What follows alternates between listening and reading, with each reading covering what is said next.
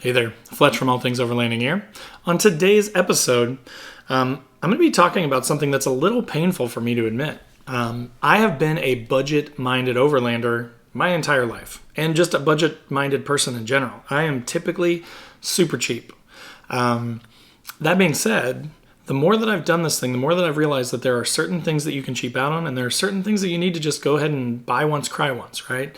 So I wanted to kind of admit to some of that today. I wanted to talk through my ideas for like what you really need to focus on from a budget standpoint and what you can focus on more from a quality standpoint, in hopes that, especially for like newer folks to overlanding that are still making these decisions. I see those questions all the time on like Overlanding USA Facebook group. What gear do I need to start, right?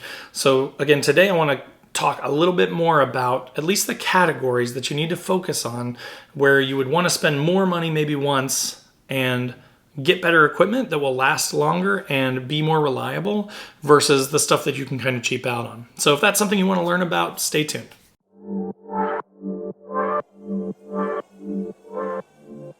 All Things Overlanding is brought to you by some fantastic companies. You should definitely check out the description and click through their links to see all the awesome stuff they offer. Companies like Red Arc for all your overlanding power management needs. Last US Bag, tons of amazing quality overlanding bags. Rugged Bound Supply Company, rooftop tents, awnings, roof racks, and more. The More Expo 2022, get your tickets below. And Northology Overland, guided overlanding trips and a free overlanding magazine. All right, so today I'm going to talk through 3 things where I think you should spend the money and 3 things where you could probably save some money by buying cheaper stuff. Again, this isn't going to be an end-all be-all list. This is just sort of the top 3 that I picked for savings and the top 3 that I picked for where you should spend the money. Again, I hope that this stuff is going to be helpful for you, but there's going to be things that I miss or things that you think are more important. So post up in the comments below. Let me know what you think I missed. Let me know what you think is most important. Let me know if you agree or disagree with this list, Any conversation is a healthy conversation. So let's talk about what we're going to hit today. I think you should spend money on these 3 categories: recovery gear, your refrigerator if you're into refrigerators, and your shelter, whether that be a tent, a hammock, a rooftop tent, whatever. Where I think you can save money is on, things like flashlights, small electronics, lighting around camp. You can have redundancies. You don't need to spend $1 million and buy the big name stuff on that. If you are not a fridge camper, then there are a lot of really nice off-brand rotiformed coolers now that could save you a mint over like a Yeti or even an RTIC, that kind of thing. So you can definitely save some money there. And then comms is another place. And when I say you could save money there, I don't necessarily mean you have to buy like the cheapest Chinese brands of everything, but like even Midland stuff is pretty reasonably priced. You can get some really inexpensive handhelds, some really nice mounted units for your vehicle that are not going to break the bank. So let's start with where you should spend. And first, let's talk about recovery gear. In my experience, I've had a lot of recovery gear because I'm cheap. I've bought a lot of crappy stuff. I've had, straps let go on me. I accidentally, when I was brand new, bought a toe strap instead of a recovery strap that didn't have any flex in it. And after a couple of yanks on that, it snapped right in half and scared the crap out of all of us. We all learned our lesson that day. So don't do that. But with recovery gear, again, you don't have to go out and buy the most expensive thing possible, but make sure that you're, reading reviews, make sure that you're sort of researching on, groups and boards and things like that to find out what people are using, find out what people are having really good luck with. I recently got a strap and a couple of D-rings that came in a really nice bag from Vic Off-Road. Vic Off-Road is really big in the off-roading and overlanding industry. So I trust their stuff more than a generic brand on Amazon that has 20 reviews, right? So in that instance, I'll put a link down below to the one that I'm talking about that I got, but I really like that strap. I've used it a few times. It's been great. No issues, no, wear and tear. It seems to be holding up great. And I like that it comes with a bag. So there's some advantages above and beyond just the reliability of it. You also get some nicer stuff like a carrying bag so that your dirty recovery stuff can be put away and stored without making a mess in your rig. So recovery gear is one of those things where you probably should spend a little bit more just because it's about your safety, really, right? So when you're talking about safety, you don't want to skimp on that. As far as where you can save, I've had a lot of flashlights from really expensive, LED rechargeable flashlights down to some really inexpensive, like 2 for $20. Again, anything that I'm talking about in this video, I'll put links in the description so you can see what I'm talking about yourself. But like, I've had a lot of really inexpensive flashlights that are great, that are brighter than the more expensive flashlights, and they're a fraction of the price. And again, that's not something where you're talking about necessarily life and death. Again, if you've got a couple of them and one of the rechargeable ones dies, you can pull out another one. If you've got a battery operated one and a rechargeable one, you've got options, you know. So flashlights and lighting in general is one that I kind of generally don't spend a ton of money on, and I've had really good luck with the majority of those types of products. So the next thing that I think you should spend money on, fridge. So again, I've had an Alpicool, no problems, nothing bad to be said about them, but I know a lot of people that have had hit or miss stuff with them. I've read a lot of reviews, I've talked to people that have had them where the latch breaks. And if your latch breaks on your fridge, that's what holds it shut and keeps that cold in. You're talking about massive losses in efficiency. And when you're talking about you know, making sure that you have enough food for your trip, it's very important that you have a fridge that is reliable and is going to last and has a good compressor and is going to last for a long time. Also, it's a big investment, right? So if you're going to spend $300, why not spend $500, $550, and instead of getting that Alpicool, get that Iceco fridge. That's why recently I upgraded to an Iceco fridge. It's about the same size as my old Alpicool, but it has a much better quality compressor in it. I also got the drawer slide with it that allows me to get it in and out of the vehicle easier. So, you know, in that case, that thing should last me 3, 4, 5 times longer probably than the Alpicool will. Again, 2 years ago when I bought my Alpicool, I was literally just looking for the cheapest possible thing. Now that I've been doing it for a while, I'm like, just give me a good quality unit that's not $4,000 or $2,000 or even $1,000, and that works for me. I'm sure there are even better options out there than the Iceco, but again, for me, the Iceco is a good middle ground between like a Snowmaster, really, really quality Dometic fridge, right? That's going to cost you quite a bit. And for me, who doesn't get to go as much as I would like to, that's more of a weekend warrior type overlander, I still get a really high quality fridge for not a ton of money, but for significantly more than the Alpicool.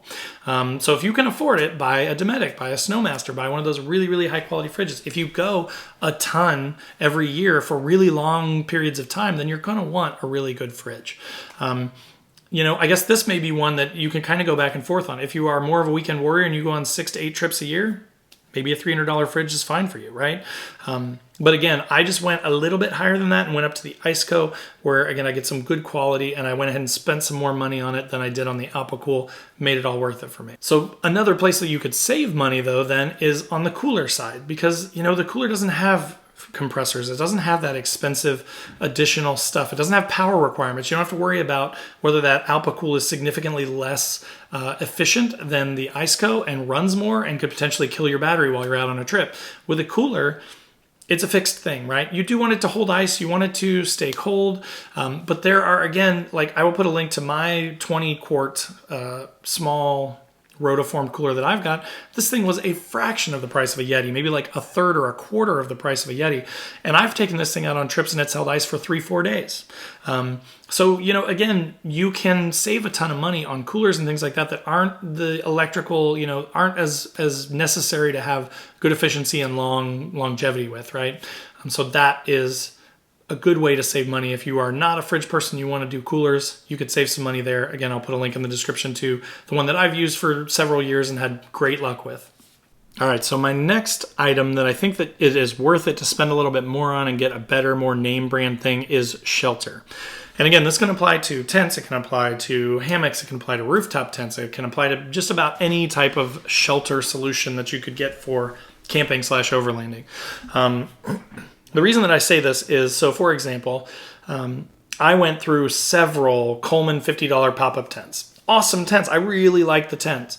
But I would be lucky to get a year and a half out of them, using them maybe, you know, 8 to 12 times a year. They're just made cheaply, right? Like they're just made cheaply. There are a lot of like knockoff swag tents and stuff out there, which actually I'm kind of pondering for my upcoming Ford Maverick build, because I don't want to do like a full rack and you know, lose my whole bed, but I would rather have something that I could set up in the bed, possibly get up off the ground, get away from the bugs. So what I'm kind of considering is like a cot tent or a swag tent for that. There are a ton out there that are like $100, $150, somewhere in that ballpark, but they don't get good reviews. They don't even say waterproof. They say like water resistant or drizzle resistant, which I'm kind of like, I don't want to be sleeping in the back of my truck and suddenly I'm soaking wet, right? So I may have to spend a few $100 on a really good cot tent, but then I will buy it once and I can use it for years, right? So, and it kind of seems to work that way with everything. Again, ground tents like a Gazelle tent for $300 or $400 is a big investment.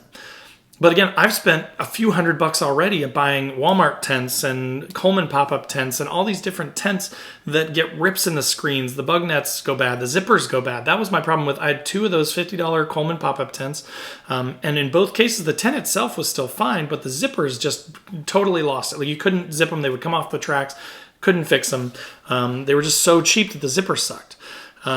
Same with rooftop tents, right? Like there are a ton of like budget options out there. There's people buying stuff in bulk off Alibaba and then redistributing them, and they're just not going to last. And so even though you might be able to get one of those for, let's say, $1,000 or $1,500 for like a hard shell knockoff Chinese tent, the zippers are going to go bad. You're going to have problems with your fabric. You're going to have leaks and stuff like that. Whereas if you bought like an iCamper or like a Rugged Bound or, something like that that's designed to last, that's built to be resilient, it's going to last you for longer. Even though it's going to be more expensive, instead of spending $1,000 every 2 or 3 years, you're going to spend $2,000 or $3,000 once, and then it's going to last for 8 to 10 years, right?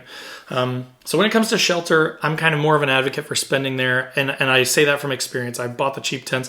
My first rooftop tent was $1,000-ish, the Raptor series. And actually, I really like that tent. The tent itself was fine.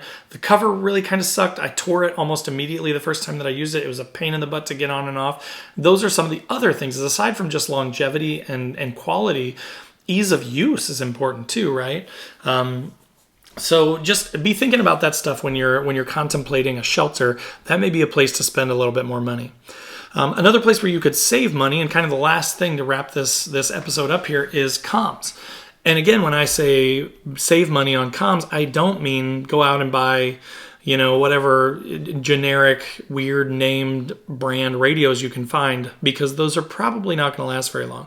But you can buy, like, the Baofeng is kind of like a Chinese radio, but it has really good reviews and tons of people have used it. I haven't used one, but I know a bunch of people that have, and they love them. I've had Midland stuff my whole life. I had a set of Midland handhelds that was like $40 for a pair of handheld, rechargeable, battery-powered handheld GMRS units. And they were fantastic. They worked really well. I still have them. I give them to my kids and let them take them out into the woods when we go camping. And I've got my truck-mounted unit so we can communicate. My Midland MXT 275 has been fantastic. I've had it on my last truck. I moved it to my new truck.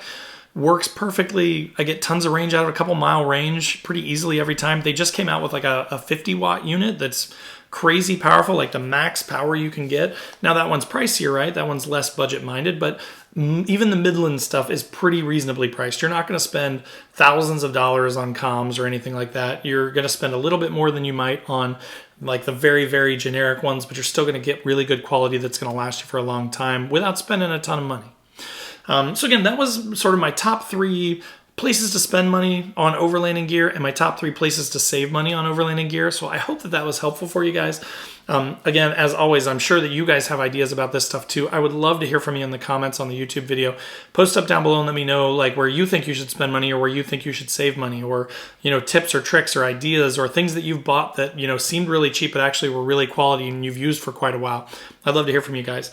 As always, in the description below will be links to my featured partners. They're all awesome. They have awesome products, so I definitely recommend checking them out.